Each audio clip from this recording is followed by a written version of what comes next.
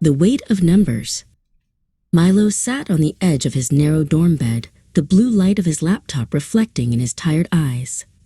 He stared at his bank balance, $12.42. It was only the middle of the month. A heavy, familiar tightness settled in his chest, making the small room feel even smaller. He wondered where the money from his summer job had gone. It had vanished like mist, leaving him with a hollow feeling of dread every time he walked past a vending machine or a grocery store. "Come on, Milo. It's Friday night," Jack said, leaning against the doorframe with a grin.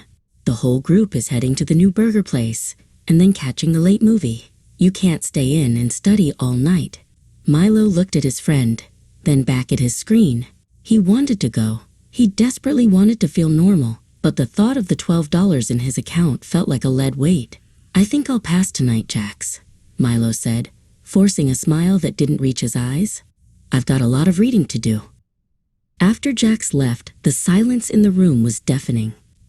Milo began to clear his desk, uncovering a graveyard of receipts. Crumpled paper from coffee shops, fast food bags, and small, impulsive purchases from the campus bookstore. He realized he hadn't been making choices.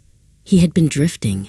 Each receipt was a tiny hole in a bucket he was trying to fill. He felt a wave of shame.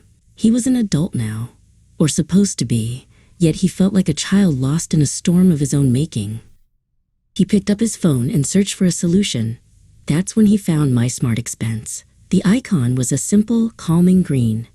He downloaded it and began the tedious task of entering his spending from the past 2 weeks. Categorizing the numbers felt like shining a flashlight into a dark basement.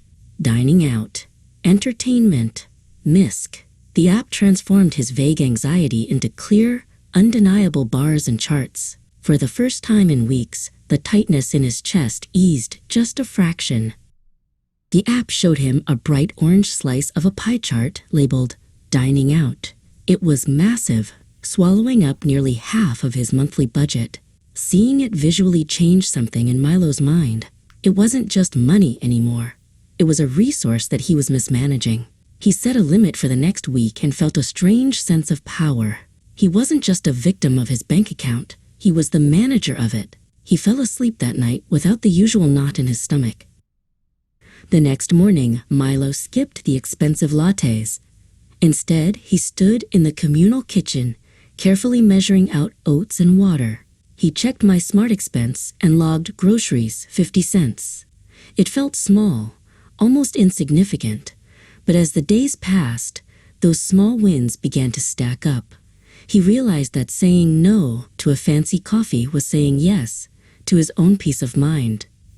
He started to see his future not as a series of shortages, but as a series of intentional choices. Milo's phone buzzed. It was a video call from his mother, Elena. "You look different, Milo," she said, squinting at the screen. "Less gray? Are you sleeping better?" Milo laughed, a genuine sound this time. "I'm learning how to breathe, Mom," he explained. He told her about the app and how he finally knew where every cent was going. Elena smiled, a look of immense relief washing over her face. "I was so worried you were struggling and wouldn't tell me," she whispered.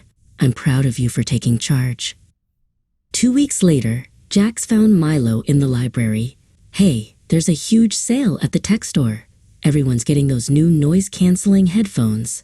You coming?" Milo pulled up MySmartExpense. He saw that he had $20 left in his fun category for the month. The headphones were much more than that. "Not today, Jax," Milo said, but this time he didn't feel the old sting of shame. "I'm saving for something bigger." Jax looked confused but shrugged. "Your loss, man." Milo just smiled and went back to his work. The something bigger arrived at the end of the semester.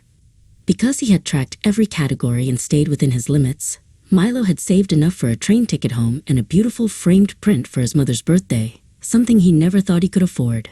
He held the ticket in his hand, feeling the weight of the paper.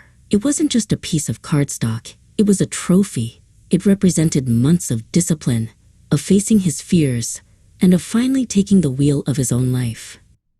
As Milo stood on the station platform, the morning sun began to rise over the campus buildings. He pulled out his phone one last time to log the ticket expense. The app showed a balanced screen, a perfect reflection of the balance he felt inside. He looked toward the horizon, no longer afraid of what the next month would bring. He knew how to navigate the numbers, and more importantly, he knew that he was capable of building the future he wanted, one smart choice at a time.